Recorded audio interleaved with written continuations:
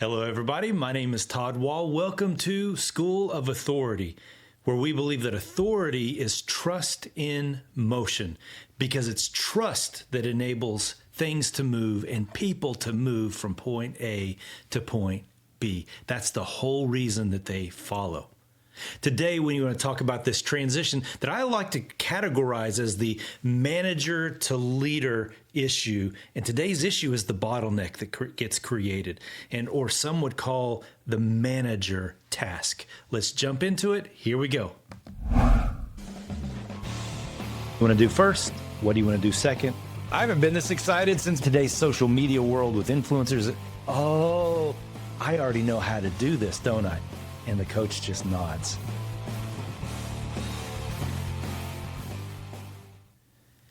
I want to start out by just saying, you didn't do this on purpose. You didn't create the bottleneck on purpose. But every situation that we are in comes down to a belief that we have about that situation.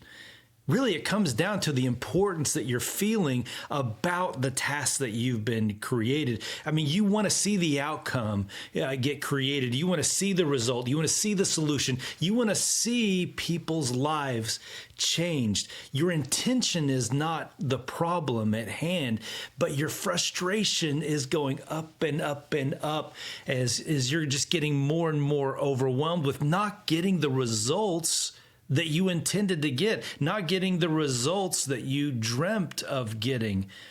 The problem that we most commonly see in this situation of the bottleneck, the manager tax. And let me say this. This is why I call it the manager tax. It's the unintended consequences, the invisible costs that just marginalize the results that we're wanting to come up with.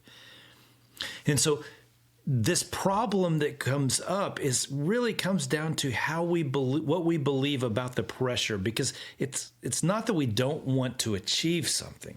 It's not that we lack the ability, or even that our team lacks the ability to achieve the result that we're trying to get to, but there's something that we're believing about that situation that unintentionally makes us switch from being the leader of the team to the hero of the team. And when we unintentionally switch from the leader of the team to being the hero of the team, it's just like switching from being the conductor of the orchestra to being a soloist. And if at the point when you're the soloist, things get really complicated and everything has to flow through you all of the sudden. That you're now in charge of the oboe, you're now in charge of the flute, you're now in charge of the tuba, you're now in charge of the strings. Instead of conducting the situation, you're trying to play all of those instruments yourself. It's unintended. It comes down to the pressure and what you feel about that situation, what you believe about that situation. So in today's episodes, I'm going to bring in one of my favorite guests. It's Dr. Val Hastings. He's a master coach. He's my master coach. And the value of the coach is he's coached so many leaders in so many of these situations. He's seen how they've processed through the situation and what's been able to unlock that bottleneck situation. So we're gonna walk through some clips from a previous interview that I had with Val and unlock this bottleneck that's unintended and become a multiplier of your team. Let's jump into it. This problem of I'm having to do everything. I feel rushed. I feel like I don't have enough time. I feel like the rabbit on Alice in Wonderland. I'm late for a very important date. Talk to me a little bit about that problem scenario, because you deal with that a lot with your coaches. Yeah, well, I think you hit the nail on the head. I'm late. The problem with being the soloist is that there's not enough time to do everything, and you're really very limited because it's really only what you're able to do instead of what you can have your entire team do. So the problem is your time is not managed well, which then means your team members, their time is not managed well because they're waiting for you to dole out to them the next dose of here's what you need to do and here's how to do it. And so it really it's a bottleneck. You've got to have some experience under your belt to know that what we're talking about, the soloist style of leadership, isn't going to always work. Now, there's a place for a soloist, right? I mean, there's a time and a place to have somebody stand up, be in the spotlight, but you need to have the experience to recognize that that's not going to work all the time. Like, we need to have other tools and approaches in our toolbox. If the only tool you have is a hammer, everything looks like a nail, right? I mean, the old adage. Yeah. So bring the other tools out. The other piece is a lot of this has to do with beliefs. Often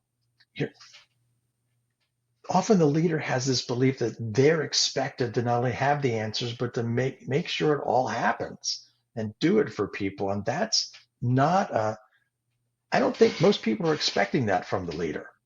They're expecting that if you've hired me or you've invited me to do something, that you're going to let me take and run with it. So it's the story that we're telling ourselves that we need to tap into. Where is that coming from? I mean, and if we can help the person to identify the story, you said the awareness, now we have the ability to change the story. Everything that you do ultimately comes down to what you believe about that situation. What do you believe to be true? What's the narrative and the story that's circulating through your mind? Because what we believe dictates our actions. Any situation that we're in, there's a specific set of beliefs that we need and a specific set of actions that are necessary to get to the outcome that we're actually looking for. If we're not intentional with what we believe about a situation, we'll unintentionally slip into negative behaviors. Like, I love how Val said, if the only thing you have in your tool belt is a hammer, all of a sudden everything looks like a nail. How often as a leader have you felt like, oh, these employees that I'm hiring, they're just not very good at what they do. Oh, they're lazy. They're just not engaged. Well, what if it's a leadership issue? What if something has caused them to shrink? You never intended that. You didn't hire them to make them shrink. But ultimately, like Jocko Willink said, extreme ownership, ultimately everything is ultimately on our shoulders. It is up to us to find the ultimate solution, but it's not up to us to do everything.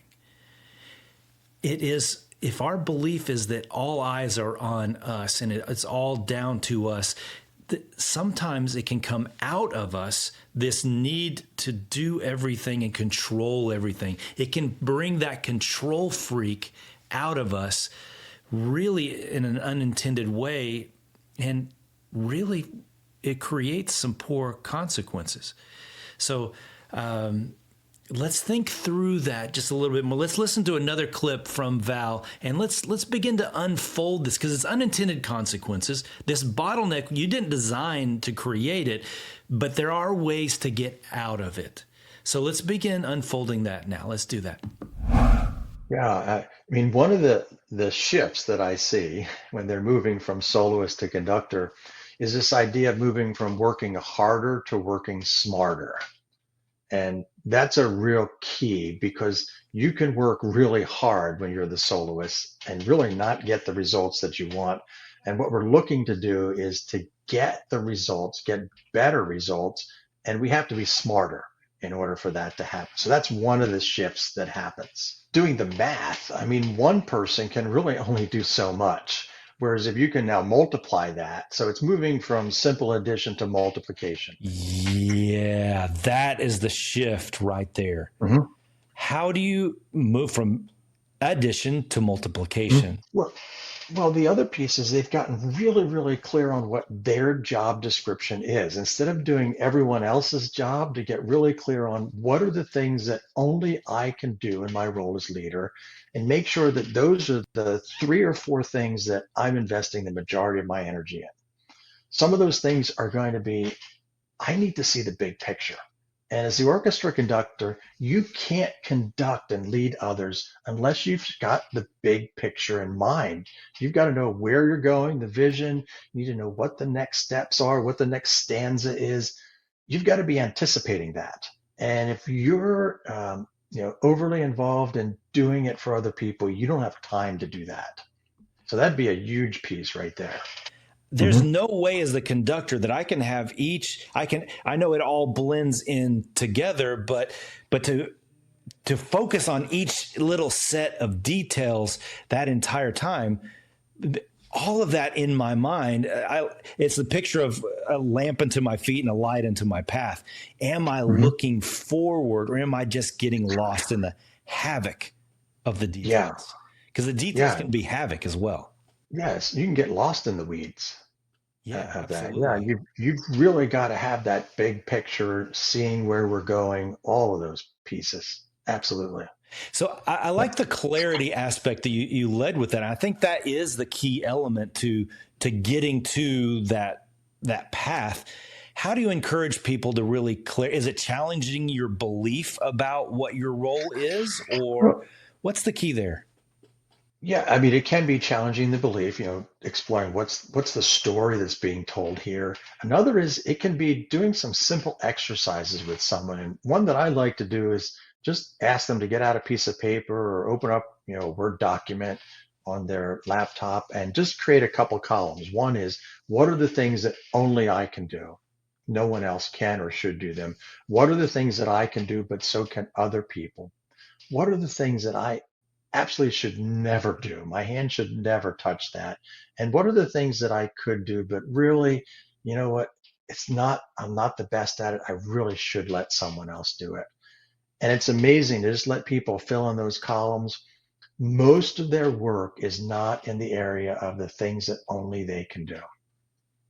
If they take stock, and that's the aha for them to realize, ooh, most of my time and energy is over here on the far right columns, and I need to shift left. That is powerful. Just the exercise a lot of times of just writing something down and seeing it in front of you, whether you're typing or using these old things that people used to call pens, Mm-hmm. that that transfers and you're able to see it clearly. Yeah. We talked even in another episode about difficult conversations. What is the outcome you're really looking for? So it Mm-hmm. sounds like even that exercise, it's beneficial to even have your team do as well. Oh, absolutely. Yes. Because you want them doing the things that only they can do and that they're best at, right? Yeah, there's a ripple effect beginning to It take is. place as Mm-hmm. the orchestra begins to Mm-hmm. expand broader and broader. Mm-hmm. Absolutely. And it is a ripple effect. It ripples right on down, dominoes. So, yeah. That is powerful. That clarity of writing down, what can I do that nobody else can do? What do I not need to be touching at all?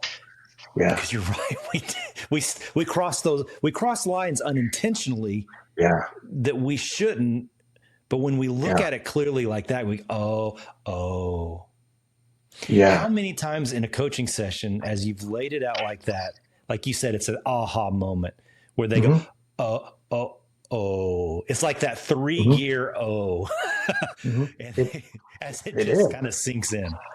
It is. And almost every time we've done that exercise, the person has had an aha, or they've really, really struggled with what are the three or four things that only I can do and that I need to focus the majority of my attention on. They have no clue what that is. Well, how are you going to conduct and lead if you don't understand what your job description is?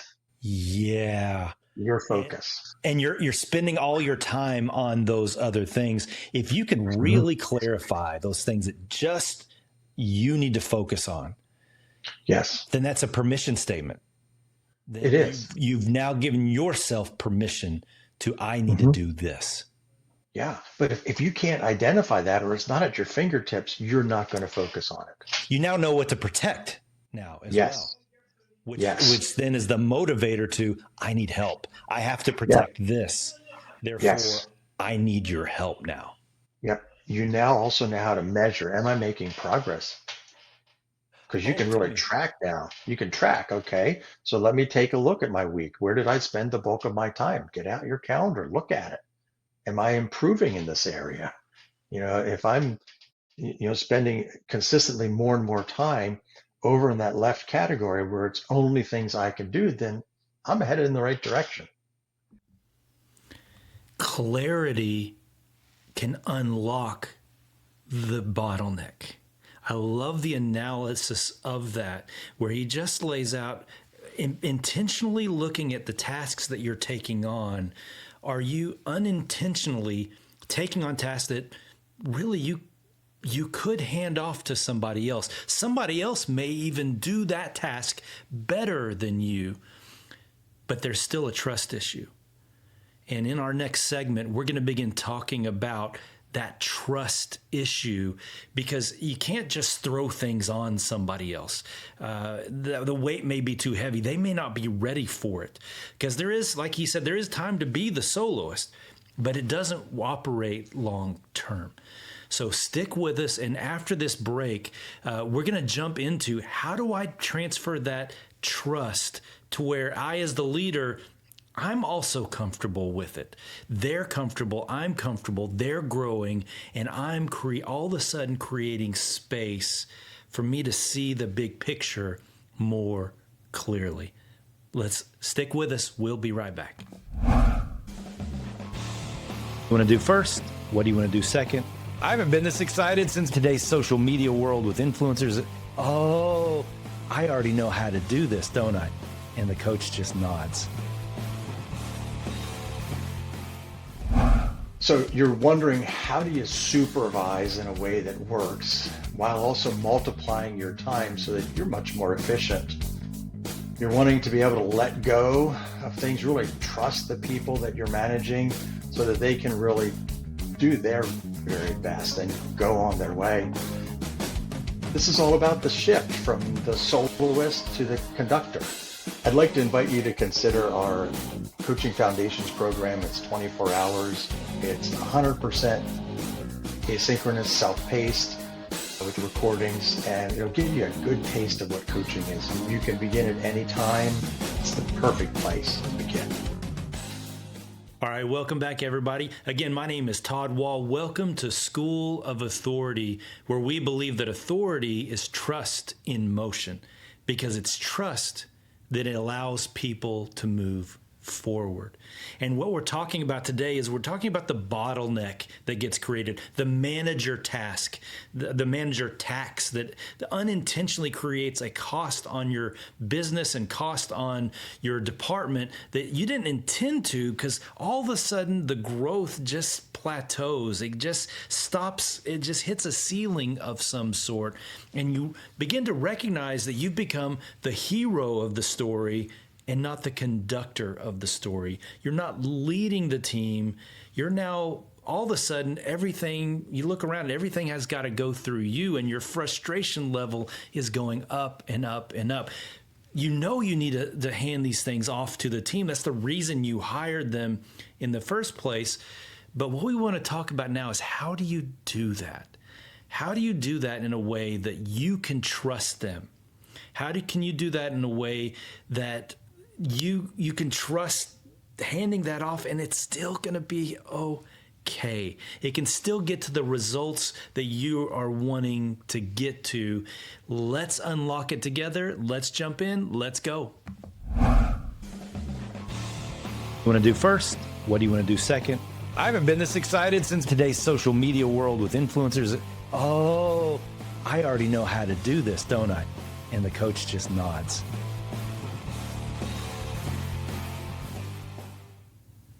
The most important element of this trust issue is acknowledging that you do have emotions and fears behind it. And you acknowledge that fear behind it and go, okay, this is what I'm actually feeling in this situation. I'm worried that if I hand it off to this person, he's just going to completely drop it. Maybe you've already been in a place because you took so much control. Maybe you've already given each one of your team members a negative label. And that's the ceiling that they're going to rise to.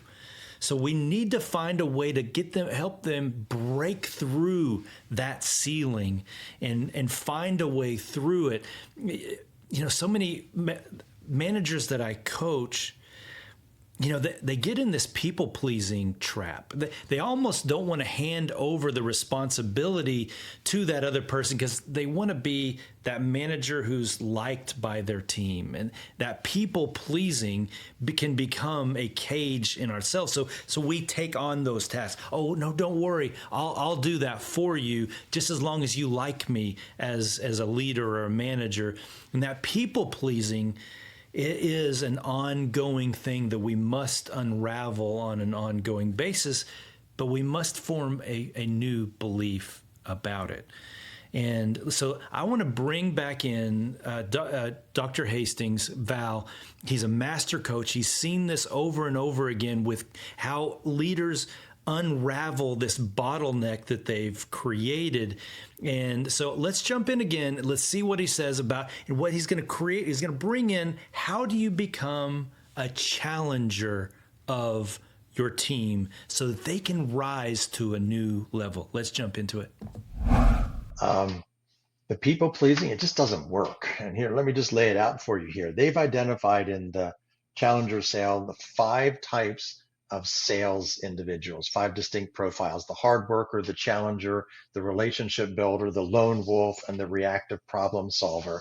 And as part of their research, they asked companies and different leaders, what's the profile that is going to be the star performer? What's the one that you really want to have on your team to make the change? Across the board, most people believe that it was the relationship builder that was the one that was going to be the star performer. That is not what showed up in the research. What showed up was that the star performers, the ones that are really having an impact, are the challengers. Now, not that they're not relating. They are relating, but there's this balance between relating and then really helping people to see and to think differently. So the challenger, first of all, they have that relationship piece. They really are connecting with people. But then they're offering their expertise. And as a leader, you bring expertise, you have experiences, you have knowledge, and we're sharing that. We're inserting that in a timely way that really helps them to be a better performer, maybe to rethink how they're doing, what they're doing, those steps, so that they can be more effective and overall bottom line is better. We're doing the coaching competency again, number 7, which is evoking awareness. How we think matters. And that really is the challenger piece. It's relating plus nudging a bit. What is it that the challenger believes that makes him effective? Well, I mean, there's a couple of beliefs there. One is that they believe in the other person. You can't really empower someone unless you believe they have the ability or the resources to really make some changes and shift. The other is that they believe in themselves as well. This is expert to expert. We've both got information. We've both got resources that we bring to the table. And in the challenger, we're stepping in intentionally when it's really beneficial and offering our expertise, our wisdom.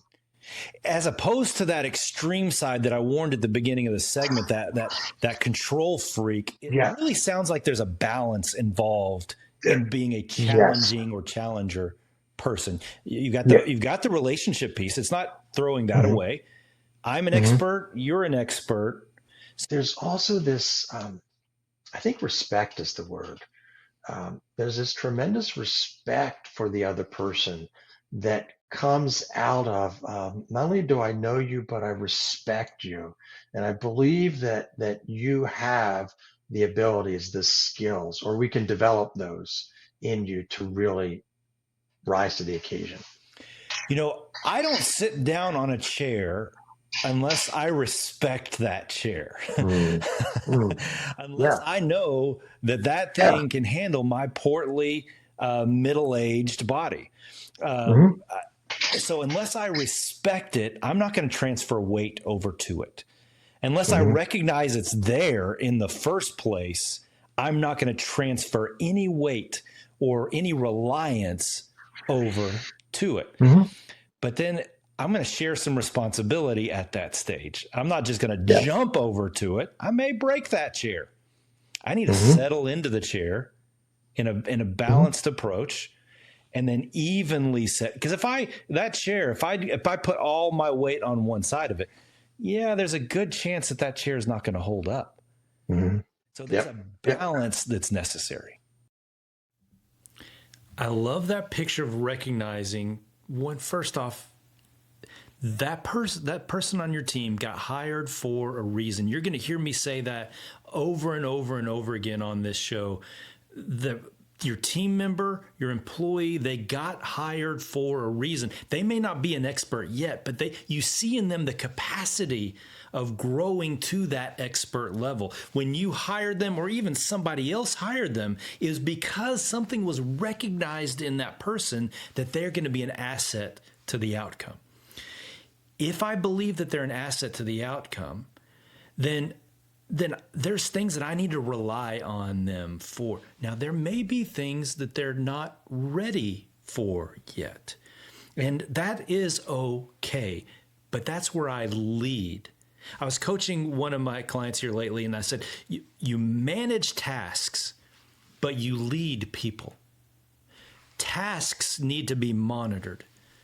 People need to be grown and empowered and lifted up to a higher level. Jocko Willink in Extreme Ownership, he said, in this process of what he calls decentralized leadership, is you don't just throw something on somebody, you give them just a little bit of responsibility and let them rise into it and see how they did it. If they do well, great. Next time, give them a little bit more responsibility so they can rise again. But then if they don't do well, then that's the opportunity not to come down on them, but to come beside them. Now you become a teacher sharing your expertise. Well, what about if next time you did this? Or even getting them to analyze what didn't work in this scenario. So they know you're not attacking them, but you're bringing something out of them and allowing them to rise and analyze, because they're going to do it differently next time. So what if, in this next clip, we're going to hear a little bit about this from Val, but what if you're the Michelangelo of managers? What if you're the Michelangelo of leaders, and your whole role is to chip away a little bit more, and a little bit more of that person, not their ego and breaking them down. No. What if it's the art of creating art in that person? What if there's more in that person that needs to be developed? And what if, as you do that, the result is you're going to find more space in your calendar so you can see the big picture better, because they were hired for a reason. Let's jump into the next clip. Let's talk real practically. Yeah. What leaders you've seen step into that challenger role, what have they done specifically that's enabled them to do that well? Well, one of the things is they're okay being awkward and feeling like they've kind of, like when you're a people pleaser, there's this nice kumbaya experience in the room. But when you're the challenger, sometimes you've got to like stop that kumbaya, that nice little feeling that's there, and it becomes awkward. And you've got to be okay with being awkward in the room. And you know, the piece that comes with that, you can't be awkward unless you push the pause button and stop things. And so that's part of what we've got to be willing to do, is just, can we push the pause button, take some deep breaths, and then speak what's awkward. It reminds me of, was it Michelangelo when he carved the statue of David? They asked, how did you do that? And he said, well, it was in there. I just chipped away at it a little piece at a time.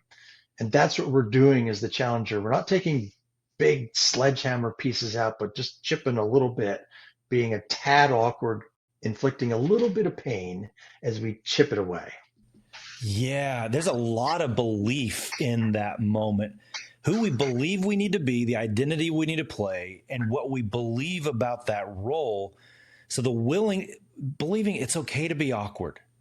Because Yeah. ultimately, I believe that there's a masterpiece inside this person. Do you believe that other person has a masterpiece inside them, that they are also an expert, just like the chair? Are they willing? Do you trust them enough to rely on them? And if you do, it's that transfer of weight over to them. So this transfer of weight, how have you seen people do that? Well, I mean, it's kind of like sitting on the chair. You just don't jump in there all at once. You're giving them opportunities. You kind of test the water with them. So here's something, take and run with it. And then you have that check-in with them regularly. Let's talk about how that went. Um, what kind of results did you get? What would you do differently? And you keep adding the weight to that until you really do believe, like your chair analogy, that I can sit on this with all of my weight. So it's really incremental. It sounds like a stretching process of moving them, almost a rubber band, pulling it wider and wider. Not so quick that it snaps, but just enough to where it really it stretches its legs a little bit. It realizes what it's capable of as well. Yep, absolutely. That rubber band's a great analogy. Yeah. It once stretched, it never goes back the same. It's always different. That's a fantastic picture. Once it's stretched, it never goes back to where it was before. And so if we let go of the people pleaser and we move into this challenger, it's also that belief, I'm going to make an impact. So I'm not just making an impact on my team and my company. It's also the impact that is being made in individuals. What if my calling is not just to lead the department? What if we saw this as a calling to not just lead the initiative, but to stretch and grow people? What if that's one of my trophies? By you challenging them out of their status quo, out of what they're comfortable with in that moment, you're giving them the opportunity to see more of who they are. As you as the leader, as you see more of who they are, oh wow, where can this company go? Yeah, I think the biggest reason you want to shift from being a people pleaser to a challenger is that people pleasing, while it has this feel good feeling to it, it really doesn't work. It doesn't produce the results that you want as a leader. So bottom line, that's why. And that's the very reason. The problem that so many of the people that we work with is that they're trying to manage people in a new and different way, and they're really struggling with that. And they're feeling overwhelmed, wanting to get their time back. And so that's why people are then part of our training program, because they get to see, some tangible ways to really move in those shifts from being a people pleaser into the challenger, because that's the essence of what coaching is how do we evoke awareness? We have an asynchronous program, 24 hours, self-paced, great way to just get a taste and a start in the field of coaching. All belief comes from clarity, and clarity, sometimes we have a belief we don't even realize is there, but if I jump in, that's the power of what coaching does for people, for teams, for whatever situation you may be in, because it helps you get away from that situation just enough to go, oh, I was actually believing that person couldn't do this. But when you're intentional and you go, I hired them for a reason. Of course, they may not be ready for it yet, but I can eventually get them there. I like this picture of asking the question, well, what if your calling is to develop people? And as you develop your team, the natural outcome will be the solutions and the connections with your customer that you're looking for. But what if you didn't skip that middle step? What if you made your trophy growing the people on your team, and even the openness of growing yourself into these uncomfortable areas, and not just hunkering down into that bunker mentality where you feel like I've got to lump everything on my shoulders? What if there was freedom in trusting people? What if there is freedom in trusting a different way of doing things? What if the bottleneck was really just fear? Fear that hadn't been challenged. Fear that hadn't found a strategy around it. I want to encourage you, you can do this. I want to encourage you, you hired them for a reason, and there is greatness right in front of you. But take the baby steps necessary so that you can trust along the way and allow those people to bloom and blossom right in front of your eyes, and imagine where your company can be at that point. All right. Authority is trust in motion, and it's trust that gets people to move. My name's Todd Wall. I enjoyed this. Stick with us. Like, subscribe, leave us a comment. We'll see you next time. You want to do first? What do you want to do second? I haven't been this excited since today's social media world with influencers. Oh, I already know how to do this, don't I? And the coach just nods. So you're wondering, how do you supervise in a way that works while also multiplying your time so that you're much more efficient? You're wanting to be able to let go of things, really trust the people that you're managing so that they can really do their very best and go on their way. This is all about the shift from the soloist to the conductor. I'd like to invite you to consider our Coaching Foundations program. It's 24 hours. It's 100% asynchronous, self-paced with recordings, and it'll give you a good taste of what coaching is. You can begin at any time. It's the perfect place to begin.